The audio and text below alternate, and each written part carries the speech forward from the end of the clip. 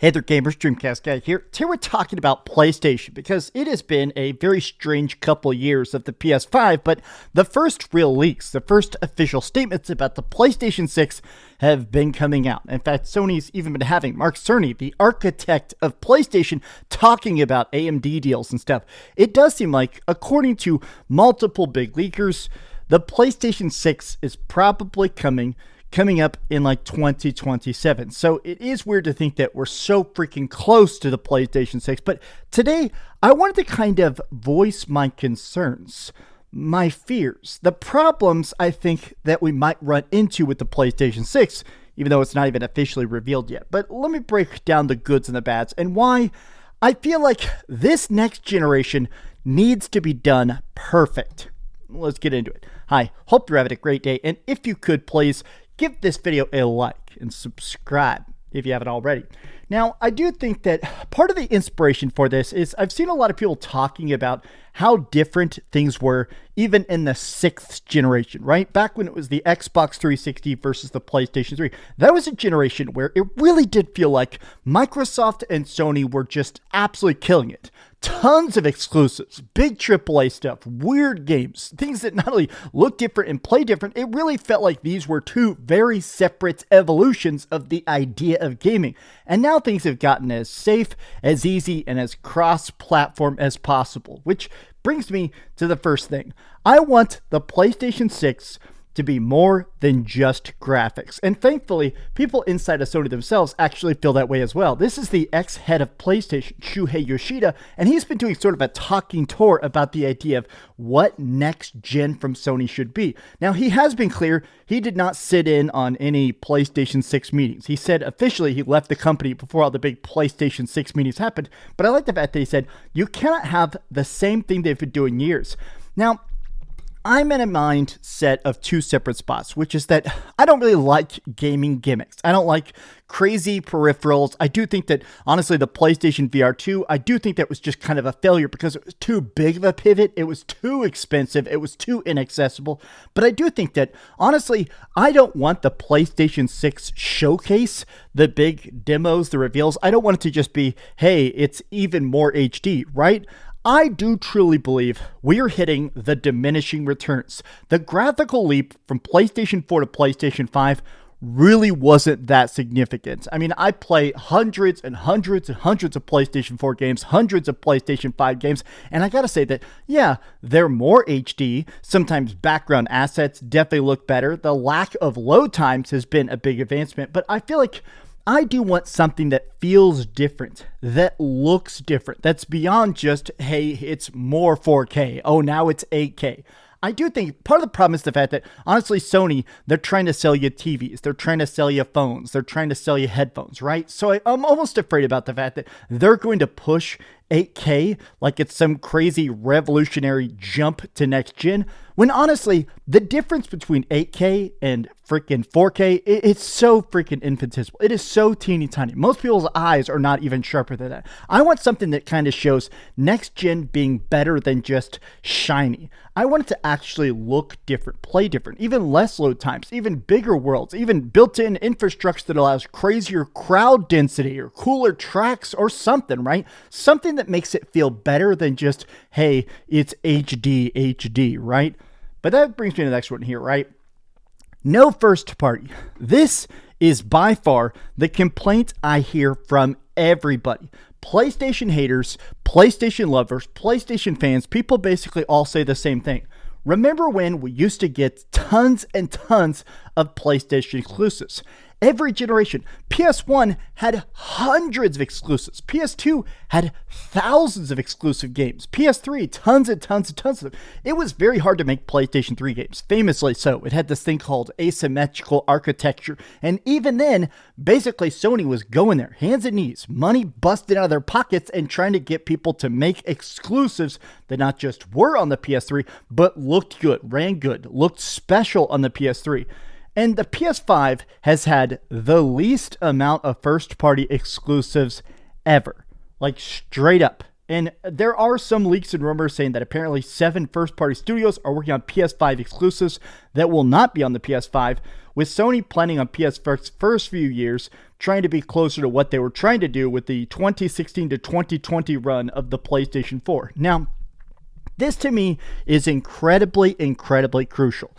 I think that a lot of the problem right now with gaming is the super long dev times that we can't figure out how to reduce. It just seems like all these companies are always trying to sit there staring at the drawing board and saying, we don't know how to make a good game that takes less than 5 years to make. We just have no idea how to sit down, sketch something out, and make it. And I almost feel like lower budget AA games, or maybe more stuff inside the system itself, better dev tools and stuff, it just feels like it takes so freaking long to make every game. And with generations only being about 6 or 7 years long, 5 years of dev time essentially means, hey, here's your entire game, 1 game per generation. I've also seen people sort of talking about this. This is Cliobrow, a big Xbox fan account, and this is sort of what inspired this bullet on the bullet points here, which is how badly Microsoft has been dealing with Rare and ZeniMax. This is obviously one of the big acquisitions they did a while back. It's weird that ZeniMax obviously did the craziness of Elder Scrolls Online, Rare did Sea of Thieves, but back in the day, ZeniMax did all sorts of stuff. Rare used to do Banjo-Kazooie. They used to do all sorts of stuff, and they've basically just been relegated to basically live service maintenance duty. I am afraid that Sony has really been pushing this idea of live service money, and they've been successful here and there, but I'm almost concerned that even if they do strike gold and they make a big money maker, my concern is that those studios will essentially die to people that aren't fans of those games. The same way that Rare and ZeniMax, they're never going to be allowed to make something new ever again. This is it. This is all they're going to do for the rest of their existence is maintain these games. And the second these games die, those studios are getting shut down. I don't want Sony to follow in this path. It feels reductive at best and ignorant at worst, right? Okay. Now, there have been a lot of leaks that the PlayStation 6 is not just going to be a system in the typical sense. It's not just going to be a console you plug into your TV and it's got 8K graphics for your 8K Sony TV. The talk is that it's going to have 2 separate SKUs, and one of them is essentially going to be a portable that can play PlayStation 5 games. New PlayStation Handheld is already reportedly in the works, but allowed to play PlayStation 5 games on the go, looking to be a contender with Nintendo, likely years from release. Now, there have been more and more leaks that essentially this thing is probably going to come out about 6 months to a year after the PlayStation 6, the PlayStation 6 Portable. There's talks that it will be dockable. It will essentially be a PlayStation 5 that natively plays on the go, not streaming the way the PlayStation Portal does. And I have to admit that my concern is not that it will be bad. My concern is that it won't get enough support the way a lot of tiny spin-off projects that Sony has worked on in the past. My other concern is how easy it is to use. I'll be honest, I have seen so many people absolutely struggling to get the Xbox handheld to work at all. This thing, the ROG Ally X, now you could say, oh, that's not technically an Xbox thing, but let's face it, handhelds, the more customizable they are, sometimes the harder they are. I do think that it's crazy how bad this is. I really hope that it is as streamlined, as simple, as fun, and as good as battery life as absolutely possible, right? I'm obsessed with my Steam Deck. I don't think it's going to have the customization of a Steam Deck, obviously, but if it even has the power of a decent, like PS4 Pro, if it even has graphics that way, even halfway decent battery life, honestly, I think it'll be a huge hit. But a lot of it comes down to that native ability to play games. A big problem with the Xbox handheld is that it doesn't have backwards compatibility. It doesn't actually run old school Xbox games or anything. It is straight up just a pocket PC. The Sony one's not going to be like that, but I do still hope that it's not just optimized. I hope that it is as seamless as possible. I am absolutely going to buy it. I am absolutely going to buy the PS6 handheld and the PS6 console just because I like the idea of being able to pass save files back and forth. I mean, just the idea of playing this like big crazy RPGs or grinding and stuff like that while on the treadmill or at the gym or when I'm bored and not needing Wi-Fi, not connecting to cloud services, that to me seems fantastic. I'm still on board with the idea that the next console wars are going to be the handheld wars. Steam Deck 2 versus Switch 2 versus PlayStation 6 Portable. That to me sounds extremely fun. But getting it to be as clean of an experience as possible is undeniably a big, big thing to get right. But that brings me to the next thing, right? Essentially, part of the way this is working is that it seems like, according to a lot of leaks, cross-gen is going to be maybe 100% of PlayStation 6. Every Sony game, it sounds like, to a large degree, a lot of leakers are essentially saying every game this next generation is going to be able to run on the PlayStation 5 and also the PlayStation 6. And part of this comes down to that portable, that if they're going to make it where it can run on a PS5 equivalent tech, being the handheld, they're just going to make everything cross-gen. And I think that I'm a bit irked about the concept of that, simply because we have already had so much cross-gen this generation. Almost everything has been cross-gen, and it's wild to me. Gran Turismo, God of War, Spider-Man, everything is cross-gen. The amount of actual first-party exclusives, I could probably count them on one hand, and that's psycho to me, right? Like, here's actually a tweet from last year, December 2024, about upcoming first-party exclusives. Is it weird to think about the Sony Bend IP? I think that's already canceled. KOTOR, I'm pretty sure is canceled. Final Fantasy VII Part 3 is now, I think, confirmed to not even be an exclusive because Part 2 was an exclusive and seems like it didn't sell as good as they hoped. But my thing is that as good as some of the stuff is, Death Stranding 2, this Ghost of Yote being fantastic, the amount of actual exclusives feels like a constantly shrinking pool. I mean, games that are built for the PS5 on the PS5 are a tinier and tinier group. Like, look at this. Console exclusives with the highest reception at the midpoint of the PlayStation 4.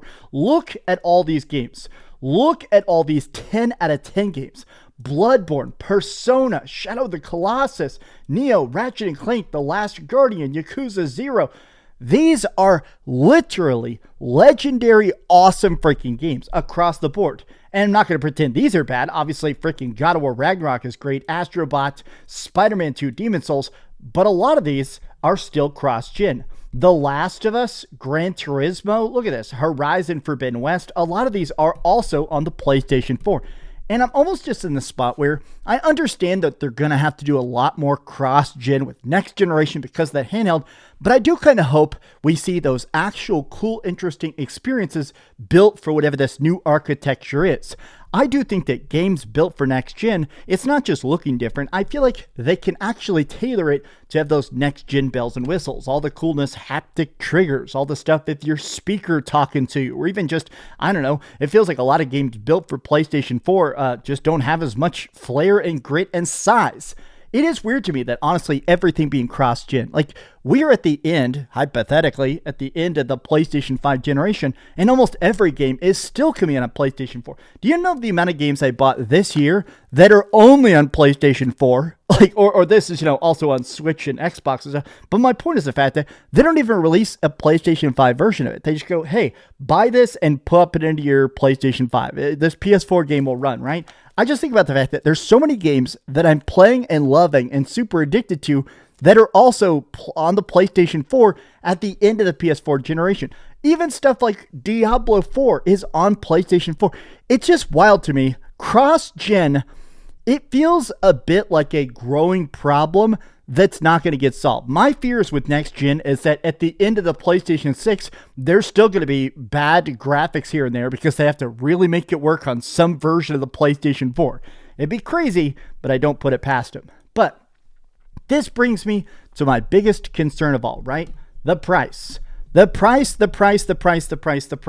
I will die on the hill that honestly, everything is too dang expensive. Everything, not just groceries and rent and jobs aren't paying enough. My point is the fact that honestly, right now, there is talks that the next gen console, the next Xbox, is going to be $1,200. And apparently, they're trying to find a way to get the PlayStation 6 to be $600. This to me, like, even $600 feels like a lot, but I paid $500 for my PS5 at launch. I'm fine paying $600 for a console. My fear is the fact that, honestly, just how expensive everything is, I do truly believe the first console next gen that manages to get itself to around $300 is going to win the entire console race. Beyond graphics, beyond bells and whistles, beyond exclusives, I do think the first company that does have good optimized games and is under $300, it's going to win the entire thing. If they start at $600, I hope they can eventually get it down to $400. My fear is that whatever this next thing is, PS6 Canis is the handheld. Apparently the handheld is going to be cheaper. The big one's going to be more expensive. My fear a little bit is, what if they announce that next PlayStation 6 and it is just more graphics? What if it is just more graphics and honestly, hey, here's a $800 price tag, a $900 price tag? I do think that price is a major factor going into next gen. And it does kind of frighten me, if I'm being honest. If we're getting less good games, more games that are going to be maybe $80 next gen, like there's already obviously some $80 games out there, I'm afraid about what happens when the console itself is nearly $1,000 and every game is $100. I think not only would this tank sales, I do think it would very much hurt the hobby permanently. But these have just been some off-the-cuff thoughts. How do you guys feel about next gen, and how do you feel about the idea of PlayStation as it currently exists? Tell me your thoughts in the comments down below, and tell me your excitement for next gen. How are you feeling about PlayStation 6 before we actually have any official announcements about it, right? Tell me your thoughts in the comments down below. Be sure to give this video a like, subscribe if you haven't already, and please keep dreaming. Here, you know what I'm going to do? I have my other teeth. Should I pop my teeth in? I was going to put in my vampire teeth for this video because I thought it'd be funny, but then I was like, nah, I can't talk with my vampire teeth in.